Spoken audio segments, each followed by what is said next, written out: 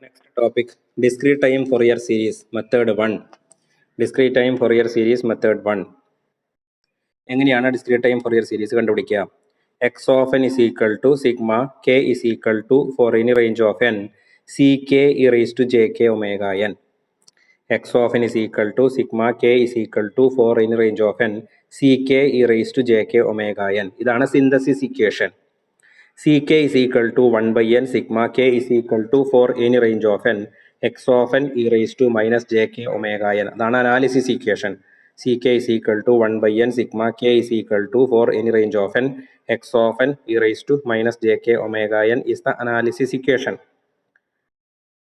First question, determine the DTFS of a given sequence x of n is equal to 3 cos pi by 8n. x of n is equal to 3 cos pi by 8n. അപ്പോൾ ഏറ്റവും ആദ്യം നമ്മൾ തന്നിരിക്കുന്ന ഫംഗ്ഷനിൽ ഒരു കോസോ സൈനോ ഉണ്ടെങ്കിൽ അതെങ്ങനെയാണ് ചെയ്യുക? അപ്പോൾ അത്തരം ഫംഗ്ഷൻസ് മെത്തേഡ് 1 കാറ്റഗറിയിൽ നമുക്ക് പെടുത്താം. അപ്പോൾ x of n is equal to 3 cos pi by 8n, അതിൽ കോസ് ഉണ്ട്. അപ്പോൾ അതുകൊണ്ട് ഈ ഒരു കാറ്റഗറി പ്രോബ്ലം ചെയ്യേണ്ടത് വേറൊരു തരത്തിലാണ്. അതിൽ 4 സ്റ്റെപ്പുകളാണുള്ളത്. സ്റ്റെപ്പ് 1, ആദ്യം തന്നെ ക്യാപിറ്റൽ എൻ ആൻഡ് ഒമേഗ കണ്ടുപിടിക്കുക. എങ്ങനെയാണ് ഒമേഗ കണ്ടുപിടിക്കുക? ഫസ്റ്റ് ഒമേഗ കണ്ടുപിടിക്കുക. It is a coefficient of n. എന്നിൻ്റെ കോഎഫിഷ്യന്റ്, സ്മോൾ ലെറ്റർ എന്നിൻ്റെ കോഎഫിഷ്യന്റ് ആണ് പൈ ബൈ 8. അപ്പോൾ omega is equal to pi by 8. അപ്പോൾ n is equal to 2 pi by omega into m. അപ്പോൾ 2 pi by omega into m, 2 pi by 8 into m. അപ്പോൾ എമ്മിൻ്റെ value smallest positive, the value of m should be such a way that the value of m should be a smallest positive integer which makes capital N is the smallest positive integer. അപ്പോൾ capital N smallest positive integer ആകത്തക്ക വിധത്തിൽ small m smallest positive integer കൊടുക്കുക. അപ്പോൾ 2 pi divided by pi by 8.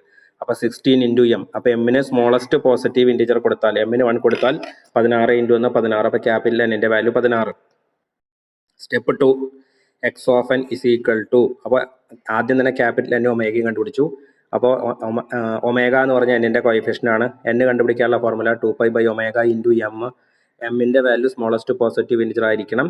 എന്നിനെ smallest positive integer ആകത്തക്ക വിധത്തിലുള്ള m എന്ന് പറയുന്നത് smallest positive integer. അപ്പോൾ എമ്മിന് 1 കൊടുക്കുമ്പോഴാണ് എൻ 16 വരിക. ഓക്കെ, ഇത് നമ്മൾ ഫസ്റ്റ് മൊഡ്യൂളിൽ പഠിച്ചിട്ടുണ്ട് എങ്ങനെയാണെന്നുള്ളത്. Step 2, x of n is equal to 3 cos pi by 8n. അപ്പോൾ അതിൽ നമുക്ക് 3 ഇൻറ്റു കോസ് തീറ്റ എൻ നമുക്ക് e raise to j theta plus e raise to minus j theta by 2. അപ്പോൾ നമുക്ക് എന്താ എഴുതാം? 3 into e raise to j pi by 8n plus e raise to minus j pi by 8n divided by 2. അതായത് എന്നിട്ട് ഈ pi by 8 എന്ന് പറഞ്ഞാൽ എന്താണ്? ഒമേഗ. അപ്പോൾ e raise to j pi by 8n, pi by 8 omega എന്ന് substitute ചെയ്യുക. E raise to j omega n plus e raise to minus j omega n divided by 2. അപ്പോൾ ആ ബൈ 2നെ പുറത്തേക്ക് എടുത്തു. അപ്പോൾ 3 by 2 into e raise to j omega n plus e raise to minus j omega n. അപ്പോൾ x of n is equal to 3 by 2 into e raise to j omega. 3 by 2 കൊണ്ട് ബ്രാക്കറ്റിൻ്റെ ഉള്ളിലത്തെ ടേമിനെ multiply ചെയ്തു. 3 by 2 e raise to j omega n plus 3 by 2 e raised to minus j omega n. This is equation number 1. ഇനി അടുത്ത step 3. അപ്പോൾ step 1 first തന്നെ capital എന്നും ഒമേഗയും കണ്ടുപിടിച്ചു. സ്റ്റെപ്പ് 2 എന്താ ചെയ്തത്? അപ്പോൾ ഒമേഗ കണ്ടുപിടിക്കുമ്പോൾ എന്നിൻ്റെ കോയിഫിഷ്യൻ്റ് എടുക്കുക. എൻ കണ്ടുപിടിക്കുമ്പോൾ 2 pi by omega into m. എമ്മിന് ഏത് സ്മോൾ പോസിറ്റീവ് ഇൻറ്റിജർ വാല്യൂ കൊടുത്താലാണ് എൻ ഒരു സ്മോൾ പോസിറ്റീവ് ഇൻറ്റിജർ ആകുക. അത്തരത്തിൽ വേണം വില കൊടുക്കാൻ, തോന്നിയ വില കൊടുക്കാനായിട്ട് പാടില്ല. അപ്പോൾ 16 ബൈ 8 ഇൻറ്റു എം എന്നാണെങ്കിൽ 16 ബൈ എന്താ പറയുക 5 എന്നാണ് നിൽക്കുക. n is equal to 16 by 5 into m. അപ്പോൾ എമ്മിന് 1 കൊടുക്കാൻ പാടില്ല. അപ്പോൾ n is equal to 16 by 5 into 1 എന്ന് പറഞ്ഞാൽ 16 by 5, അതൊരു ഇൻറ്റിജർ അല്ല. അപ്പോൾ 16 by 5 വരാണെങ്കിൽ എമ്മിന് എന്ത് കൊടുക്കണം? 5 കൊടുക്കണം. അപ്പോൾ 16 by 5 into 5, 5ഉം 5ഉം ക്യാൻസൽ ചെയ്ത് പോകും. അപ്പോഴാണ് 16 കിട്ടുന്നതിന്. അപ്പോൾ n പോസിറ്റീവ് ഇൻറ്റിജർ ആയിരിക്കണം. ആ രീതിയിൽ എം സ്മോളസ്റ്റ് പോസിറ്റീവ് ഇൻറ്റിജർ ആകത്തക്ക വാല്യൂ രീതിയിലുള്ളൊരു വില കൊടുക്കാം. രണ്ടാമത്തെ സ്റ്റെപ്പിലെ കോസിനെ ഇ റേസ് ടു ജെയുടെ ടേംസിലേക്ക് മാറ്റാം. അതിലെ ഒമേഗ സബ്സ്റ്റിറ്റ്യൂട്ട് ചെയ്യാം. ഇനി അടുത്തത് സ്റ്റെപ്പ് 3 എങ്ങനെ ചെയ്യാം? എക്സ് ഓഫ് എന്നിൻ്റെ സിന്തസിസ് ചെയ്യാം. അപ്പോൾ എക്സ് ഓഫ് എന്നിൽ നിന്ന് ഒരു ഇക്വേഷൻ ഫസ്റ്റ് കിട്ടിയിട്ടുണ്ട്. സ്റ്റെപ്പ് 2 നമ്മളൊക്കെ എക്സ് ഓഫ് എൻ്റെ ഇക്വേഷൻ കിട്ടിയിട്ടുണ്ട്. അത് ഇക്വേഷൻ നമ്പർ 1. ഇനി സ്റ്റെപ്പ് 3 എക്സ് ഓഫ് എൻ എങ്ങനെ കണ്ടുപിടിക്കുക? X of n is equal to sigma k is equal to 4 in range of n c k e raise to j k omega n. Okay, അപ്പോൾ കെയുടെ value നമ്മൾ ഇനി കണ്ടുപിടിക്കണം. കെയുടെ value ഓഡാണ് even ആണോ നോക്കാം. സോറി, കെയുടെ വാല്യൂ എന്നിൻ്റെ വാല്യൂ കണ്ടുപിടിക്കണം. കെയുടെ വാല്യൂ സ്മോൾ ലെറ്റർ എന്നിൻ്റെ വാല്യൂ കണ്ടുപിടിക്കണം. അപ്പോൾ എക്സ് ഓഫ് എൻ കണ്ടുപിടിക്കാനുള്ള formula sigma k is equal to 4 in range of n c k e raise to j k omega n. എന്നിൻ്റെ വാല്യൂ ഓഡാണെങ്കിൽ, ക്യാപിറ്റൽ എന്നിൻ്റെ വാല്യൂ ഓഡാണെങ്കിൽ കെയും സ്മോൾ ലെറ്റർ എന്നും കണ്ടുപിടിക്കാനുള്ള formula minus of n minus 1 by 2 to plus of n minus 1 by 2. എന്നിൻ്റെ value even ആണെങ്കിൽ കെയും സ്മോൾ ലെറ്റർ എന്നും കണ്ടുപിടിക്കാനുള്ള ഫോർമുല -(n/2 - 1 to +n/2). അപ്പോൾ നമുക്ക് നോക്കൂ, നമുക്ക് ഈ തന്നിരിക്കുന്ന പ്രോബ്ലത്തിൽ ക്യാപിറ്റൽ എന്നിൻ്റെ വാല്യൂ 16 ആണ്, ഈവൺ നമ്പർ ആണ്. അപ്പോൾ ഏത് ഫോർമുല ഉപയോഗിക്കേണ്ടത്? ഈവണിൻ്റെ കണ്ടീഷൻ.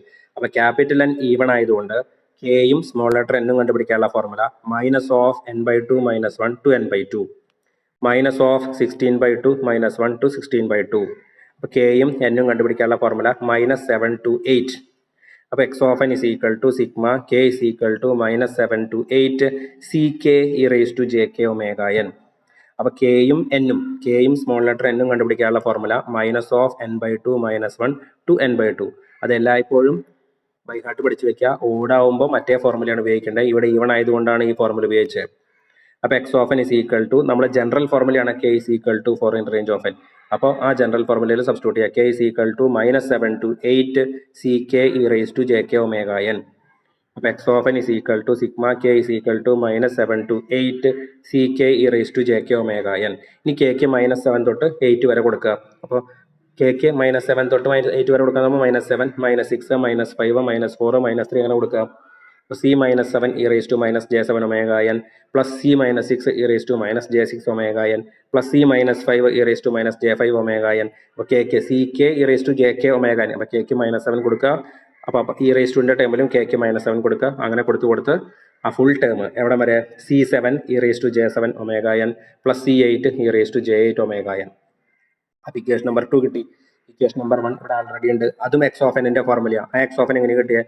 തന്നിരിക്കുന്ന കോസിനെ e⁻ ടേമിലാക്കിയിട്ട് അതിൽ ഒമേഗ സബ്സ്റ്റിറ്റ്യൂട്ട് ചെയ്തു. അപ്പോൾ ഇപ്പോൾ നമ്മൾ എക്സ് ഓഫ് എൻ്റെ സ്റ്റെപ്പ് 3 എക്സ് ഓഫ് എൻ്റെ സിന്തസിസ് ഫോർമുല ഉണ്ട്, അത് വെച്ചിട്ട് സബ്സ്റ്റിറ്റ്യൂട്ട് ചെയ്തു. ദസ് വി ഗോട്ട് 2 ഇക്വേഷൻസ് കിട്ടി. 2 equations for x of n. Just compare 1 and 2. അപ്പോൾ 1ഉം 2ഉം രണ്ടും എക്സ് ഓഫ് എൻ, സ്റ്റെപ്പ് 2ലുള്ള എക്സ് ഓഫ് എൻ്റെ ഇക്വേഷനും സ്റ്റെപ്പ് 3ലുള്ള എക്സ് ഓഫ് എൻ്റെ ഇക്വേഷനും രണ്ടും എന്താണ്? ഫോർമുലാസ് ആണ്. രണ്ടും എക്സ് ഓഫ് എൻ ആണ്. So definitely we can compare.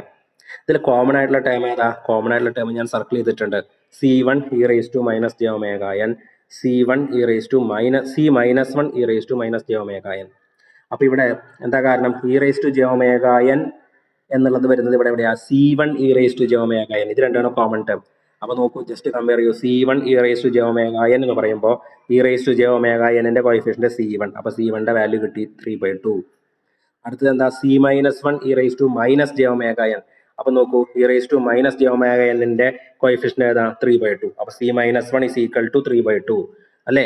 അപ്പോൾ e⁻j⁻n coefficient C1, e⁻j⁻n coefficient C-1. അപ്പോൾ നമുക്ക് എടുത്ത് എഴുതാം CK is equal to, അതാണ് DTFS കണ്ടുപിടിക്കാന്ന് പറഞ്ഞാൽ CK കണ്ടുപിടിക്കാന്ന് അർത്ഥം. സ്പെക്ട്രൽ കോയിഫിഷ്യൻസ് അഥവാ DTFS കോയിഫിഷ്യൻസ് കണ്ടുപിടിക്കാന്ന് അർത്ഥം. C1 is equal to 3/2, C-1 is equal to 3/2. ഇതിനെയാണ് സ്പെക്ട്രൽ കോയിഫിഷ്യൻസ് അല്ലെങ്കിൽ DTFS കോയിഫിഷ്യൻസ് എന്ന് പറയുന്നത്. C1 is equal to 3/2, C-1 is equal to 3/2. ഇതിനാണ് spectral coefficients or DTFS coefficients എന്ന് പറയുന്നത്. അപ്പോൾ CK is equal to 3/2. CK general ആയിട്ട് എഴുതാൻ പോവാട്ടോ. CK is equal to 3/2 എന്ത്? when K is equal to +or-1. Kയുടെ വാല്യൂ 1 ആണെങ്കിലും Kയുടെ വാല്യൂ -1 ആണെങ്കിലും CKയുടെ വാല്യൂ 3/2. അതർവൈസ് അടിയിൽ എഴുതിയിരിക്കുന്ന ഒരു ചെറിയ മിസ്റ്റേക്ക് ഉണ്ട്. CK is equal to 0 എന്നാണ് കേട്ടോ അടിയിൽ. when K not equal to +or-1. Kയുടെ വാല്യൂ +1ഉം -1ഉം അല്ലെങ്കിൽ Kയുടെ വാല്യൂ +1ഉം -1ഉം അല്ലെങ്കിൽ CKയുടെ വാല്യൂ എത്രയാണ് വരിക? 0. Kയുടെ വാല്യൂ +1ഉം -1ഉം അല്ലെങ്കിൽ CKയുടെ വാല്യൂ എത്രയാണ് വരിക? 0. കഴിഞ്ഞു.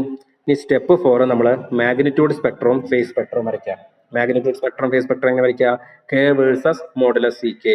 K എക്സ് ആക്സിസിൽ എടുക്കുക, മോഡുലസ് CK വൈ ആക്സിസിൽ എടുക്കുക. നമ്മൾ വേറെ പ്രോബ്ലത്തിൽ എക്സ്പ്ലെയിൻ ചെയ്തിട്ടുണ്ട്. അതിനെക്കുറിച്ച് ഞാൻ ഇനി കൂടുതലായിട്ട് പറയുന്നില്ല. K versus modulus CK. Kയുടെ വാല്യൂ എക്സ് ആക്സിസിൽ, മോഡുലസ് CK വൈ ആക്സിസിൽ. അപ്പോൾ CK എന്ന് പറഞ്ഞാൽ Kയുടെ വാല്യൂ എന്ന് പറഞ്ഞാൽ ഏതൊക്കെ വരിക? Kക്ക് 1ഉം -1ഉം മാത്രമേ കൊടുക്കുള്ളൂ. അപ്പോൾ CK എന്ന് പറഞ്ഞാൽ 3/2 തന്നെ വരും. C1ന്റെ വാല്യൂ Kക്ക് 1 കൊടുക്കുമ്പോൾ C1 3/2, Kക്ക് -1 കൊടുക്കുമ്പോൾ C-1 3/2. അതിൻ്റെ രണ്ടിൻ്റെയും മോഡുലസ് ഏതാ വരിക? 3/2 വെച്ചാൽ 3/2 + j0. അപ്പോൾ അതിൻ്റെ മോഡുലസ് എടുക്കുമ്പോൾ 3/2 തന്നെ വരിക. ആംഗിൾ ഏതാ വരിക? tan inverse B/A. അപ്പോൾ tan inverse B/A എന്ന് പറയുമ്പോൾ ഇതിൽ J പാർട്ടില്ല, അതുകൊണ്ട് tan inverse 0/3/2. അപ്പോൾ ആൻസർ 0. അപ്പോൾ ഫേസ് സ്പെക്ട്രം വരയ്ക്കാൻ പറ്റില്ല. എന്ത് സ്പെക്ട്രം മാത്രമേ വരയ്ക്കാൻ പറ്റുള്ളൂ? Magnitude spectrum. അത് ഏതിൽ മാത്രമേ ഉണ്ടാവുള്ളൂ? 3/2ൽ മാത്രം. അപ്പോൾ K എക്സ് ആക്സിസിൽ K എന്ന് കൊടുത്തിട്ട് 1 കൊടുക്കുക, -1 കൊടുക്കുക. അപ്പോൾ 1ൽ 3/2, -1ലും 3/2. അത്രയേ ഉള്ളൂ അതിൻ്റെ ഫേസ് സ്പെക്ട്രം. 1ൽ 3/2, -1ൽ 3/2. അപ്പോൾ അതിലേക്ക് ഒരു 2 വരകൾ വരച്ച് താഴ്ത്തിക്ക്. 1-ൽ നിന്ന് 3/2 വരെ വരയ്ക്കുക, -1-ൽ നിന്ന് 3/2 വരെ വരയ്ക്കുക. അത്രേ അതിൻ്റെ മാഗ്നിറ്റ്യൂഡ് സ്പെക്ട്രം ഉള്ളൂ. ഫേക്ക് സ്പെക്ട്രം വരയ്ക്കാനായിട്ട് സാധിക്കില്ല. പക്ഷെ നിങ്ങൾ വെറുതെ അവിടെ ബ്ലാങ്ക് ആയിട്ട് വരച്ചിടുക curve versus angle c k. Clear? അപ്പോൾ ഇങ്ങനെയാണ് സാധാരണഗതിയിൽ DTFS കണ്ടുപിടിക്കേണ്ടത്. അതായത് ഏത് DTFS മെത്തേഡ് 1 മെത്തേഡ് 2 എന്നൊന്നും പ്രോബ്ലത്തിൽ ഉണ്ടാവില്ല, നമ്മൾ മനസ്സിലാക്കണം. ഓക്കെ, അതായത് തന്നിരിക്കുന്ന ഫംഗ്ഷനിൽ സൈനിൻ്റെയോ കോസിൻ്റെയോ ഫംഗ്ഷൻ ഉണ്ടാവും.